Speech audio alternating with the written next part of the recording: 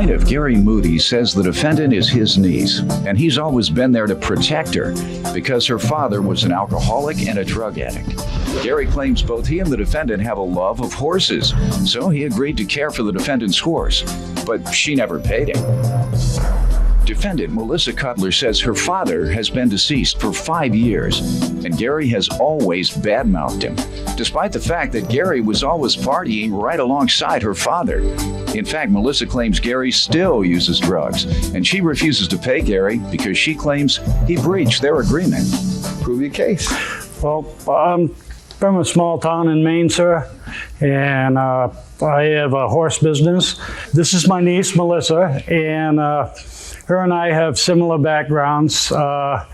Growing up, her father was an alcoholic and abused drugs. Anytime there was a party, he'd be there. Whenever her father was in this condition, people that were really good friends would pull her out of that situation and shelter her from the exposure of drugs and whatnot. You said we have kind of the same background. Well, my father was an alcoholic, Gotcha. But he didn't do drugs. Gotcha. You know, I thought we were really close, and we both had a love for horses. And I started a camp for kids, and I teach kids how to ride horses. Melissa is here today because she owes me money.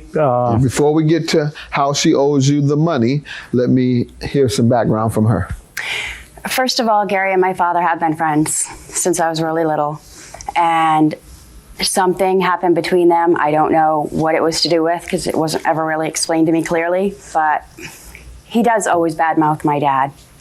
And my father's been dead 5 years.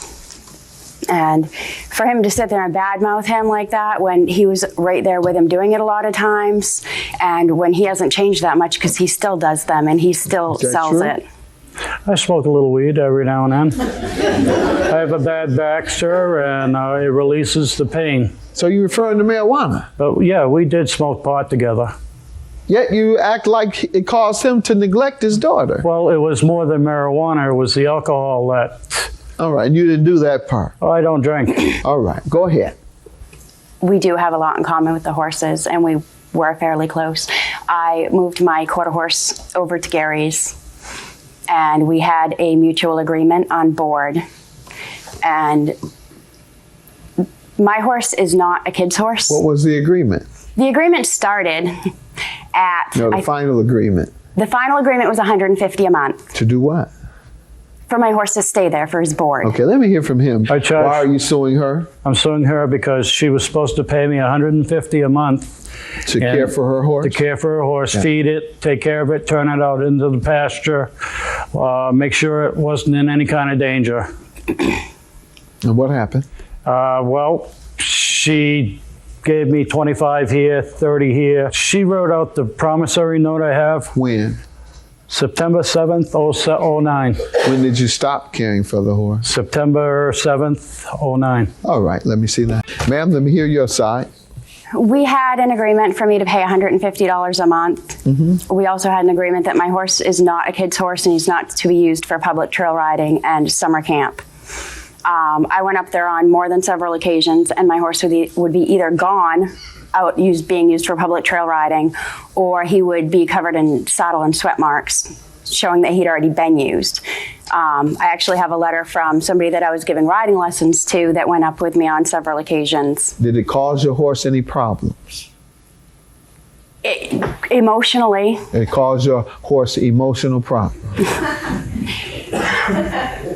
When you take and you how put, did your horse? When you put beginner riders or people on a horse that don't know what they're doing, they can. Okay. Ma'am, do you have anything that says your horse suffered from emotional distress? No, but we had an agreement that he wasn't to be used. What symptoms did your horse display to you to make you believe that your horse was suffering from emotional distress?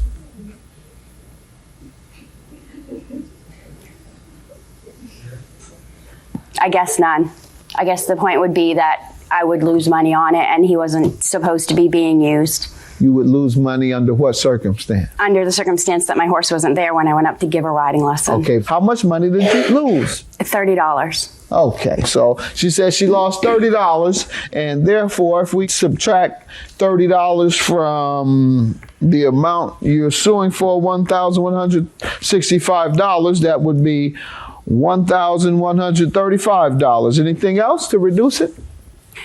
Yes. What's that? My beginning point was that Gary was making money off of the horse when he was not supposed to be. How much did he make? I don't know how many times he sent him out. Okay, unless you do know, I can't make an adjustment to your balance. You have to know. Okay. Your Honor, Yes. could I say something, please? Melissa, the agreement was I could use her horse or my wife could use her horse, but nobody who had experience could not ride her horse. And most of the time, my wife or I would take her horse and lead our horses behind if we had more than 2 or 3 riders. If we had 4 riders, we would use her horse because she had said it was okay as long as somebody who knew how to ride. Let me tell you what we have to do today. We have to prove damages one way or the other. You suffered the damage of not being paid for your caretaking. For my caretaking, hay was $4 a bale. A horse will eat a bale of hay a day. That's $120. And the amount is this, right? Yes, sir. Yes, sir. Okay, and you were paid how much exactly? As of that date, that's what she owed me. Okay, all right. Ma'am, did you pay anything after September 7th? No. Okay, well, he's right.